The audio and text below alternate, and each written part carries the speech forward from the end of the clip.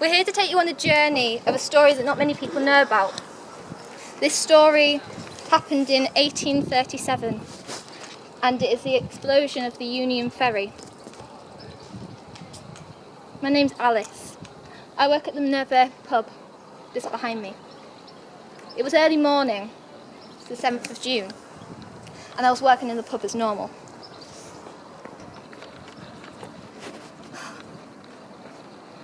And I was just wiping down tables as normal, as you do. And I went to the table in the corner of the window, just looking over the dock. I could see everyone bustling and rushing, getting to one of the 4 ferries that pile their trade up and down the Humber. Then, suddenly, the light from the window was intensely bright. It was something that you couldn't just ignore. It was only for a few seconds, but then suddenly there was a huge, deep roar coming from the ferries. I looked out the window to see a huge white cloud of smoke above the crowd. Everyone was silent. People cowered and crouched. I just stood there. A huge wave hit the pub. All the windows rattled in their sockets. Bits of debris and tortuously bent metal came over the pub. There was one bit of debris that looked peculiar. I looked at it for a minute and I realised it was a severed hand, just cut at the wrist. The ring was still on the 3rd finger. I just stood there, hand to my mouth, in shock. People have obviously died, but I was just silent. There was the debris, the people, the shock, the sadness, and the dead. The dead. I would like you to all come with me. Not many people knew what happened. A lot of rumours went round.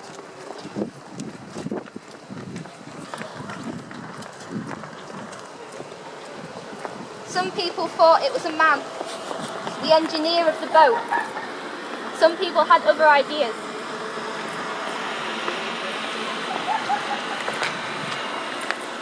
Please make a crowd round here.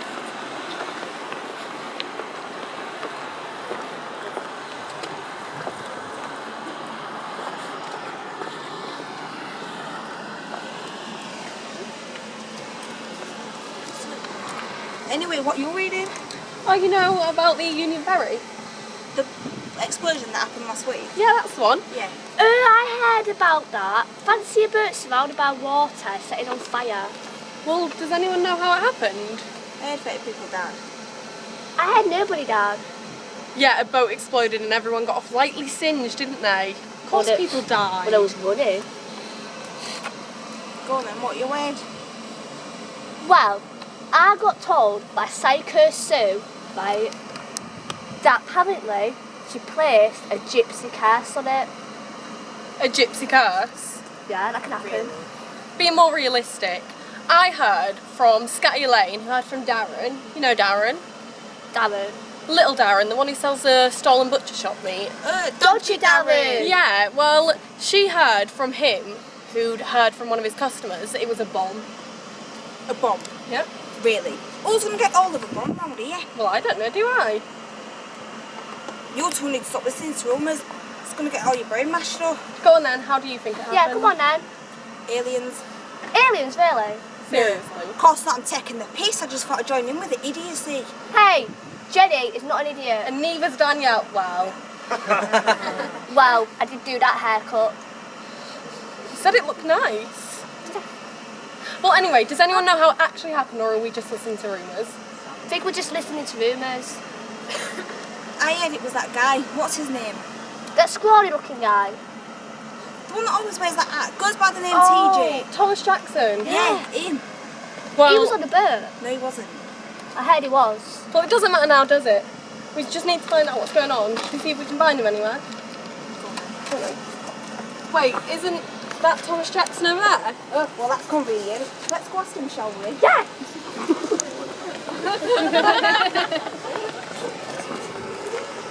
Thomas Jackson!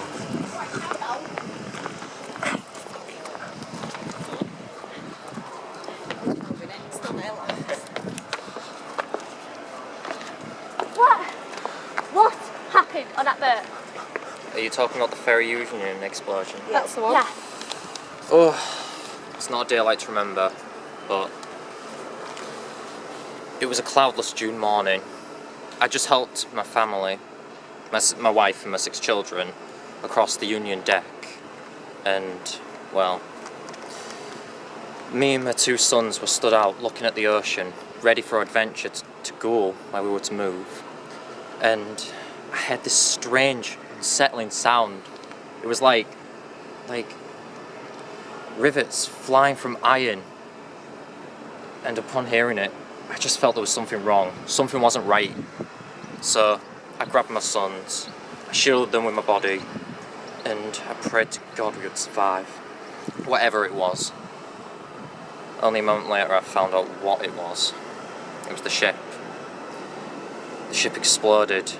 The side had been completely torn up and this boiler completely flew up into the air and landed just beside me. And a heavy iron bar almost hit my head. Thankfully it didn't. But I couldn't believe what I was hearing. Those sounds! It was like there was screaming of names and screaming in agony. Mangled bodies all around me. I couldn't believe what I was seeing! And finally, when I saved my family, I looked around, I found my wife, I found my children, we had survived. But those poor victims, those people in the water, those people in the docks, limber, bodies, people, it was all flying everywhere, all around me, bodies, limber, metal. And then, when we got to shore, I knew I had to do something. I had to help. I had to think of something I could do for my family, for the people who were struggling. And that's when I saw this police officer who was just walking around the docks. He was trying to help anyone he could. And I thought, that's what I can do. I can help this man. I can think that it was the best thing at the time I could think to do. So, we searched for hours on end. And by the end of the day, we found 23 bodies. Victims, 23 bodies of people who ranged from merchants to tradesmen to family members and friends. I'll never forget that day. Never forget that day. Do you know what caused the explosion? Unfortunately, I don't. I was only an observer. I didn't see what happened inside of the ship. I heard it was a gypsy case. It wasn't a gypsy You curse. shut up with your gypsy cases. Well, I'm gonna go find out some more somewhere else. You guys see if you can find anything else here. Okay. So I can do more help. It's a shame you weren't on that ferry.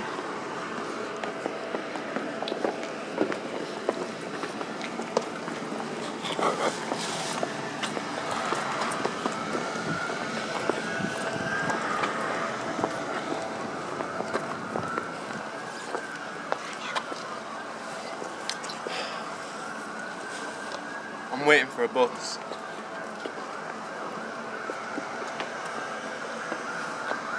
They'll never stop blaming him, John Gamble. Everyone believes it was his fault.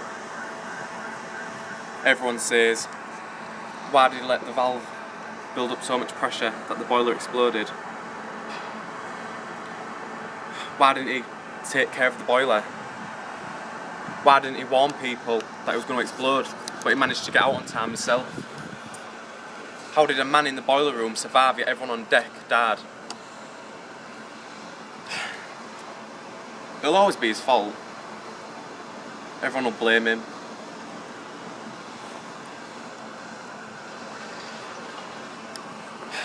The fire marshal even said the boiler wasn't properly fitted. The valve was too small.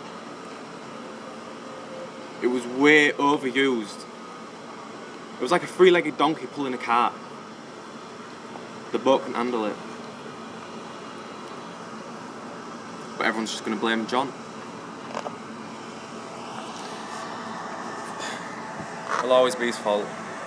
Clear as a name, it'll be his fault. Everyone will have the doubts.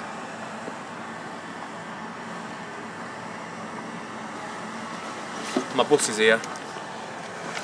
If the police ask if you've seen John Gamble, you haven't seen me. John Gamble was finally arrested and sent to court. There was a trial.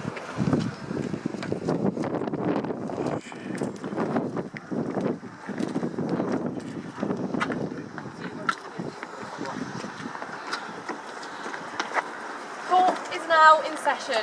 Today's case is John Gamble versus the people. Defence attorney, may we have your opening statement, please? John Gamble was an innocent man. He did nothing wrong. It was surely just him at the wrong place at the wrong time. It was an accident. You can't imprison this man who has done nothing wrong. People died by accident.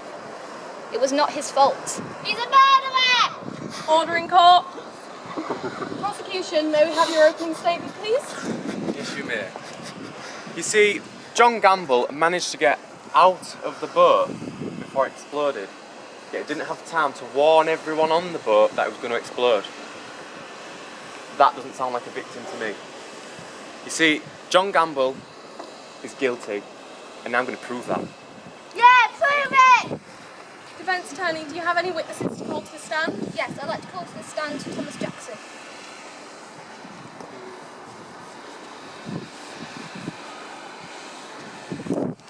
Mr. Jackson, could you please tell me what you witnessed? Well, I didn't know a John Gamble, but what I did know was what I saw with my own eyes. And with my own eyes, I saw that the boiler had shot into the air and fell down just beside me. Overruled. How is a boiler that's just exploded landing in perfect condition next to Objection, objection. Harry? Please let him speak. If a boiler can fly that high, how can that be caused by a man? How can one man make a boiler fly that high in the air, I ask you? Do you believe John Gamble to be guilty? I don't believe it, Your Honour. He's guilty! No more questions. Do you have any witnesses to call to the stand? I'm afraid not, as all my witnesses are dead. Very well. Do you have any evidence to bring to the stand? Yes, I do. Proceed. You see, Your Honour, 23 people died on that ferry explosion.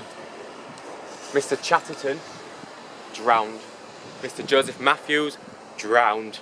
Mrs. Clegg drowned. One man landed on the roof of another man's house.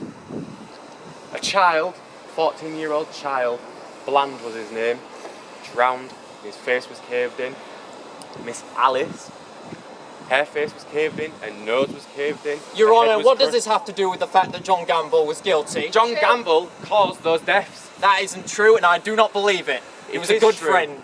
He had time to make sure that boiler was working before that ferry set off.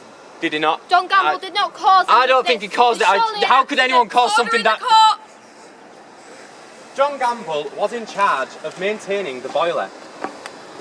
John Gamble was the one to take care of it.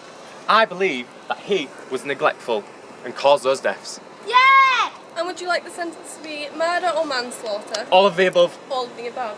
Very well. Defence attorney, do you have any closing statements? Yes, I do. John Gamble, as I said, still innocent. Surely it was not his fault that the boiler exploded. It's all down to the people who made the boiler. So, yeah. Very much. Prosecution, closing statement. Thank you. I believe John Gamble is guilty, mainly because he had time to tell everyone the boat was going to explode. He was in charge of maintaining that boiler, as I previously mentioned. I believe we should find him guilty, so the families of all those innocent people that died have a peace of mind and some compensation for their loss. Thank you very much. We'll now open it up to the jury. All those in favour of John Gamble being found guilty, raise your hand. Come on, more hands! And all those in favour of not guilty, please raise your hand. Put your hands Don't you dare down. put your hands up. Thomas Jackson has been found guilty of manslaughter and sentenced for 12 years to life. Thank you. Court adjourned. John Gamble in real life is not actually found guilty. He was found innocent. It was found that it was an accident and it was not his fault. Yeah. Though a lot of people still think the opposite. This is a story that we feel like a lot more people should have known about, as it was had a lot of detail and stuff. The end. Well, thank you all very much for watching our performance.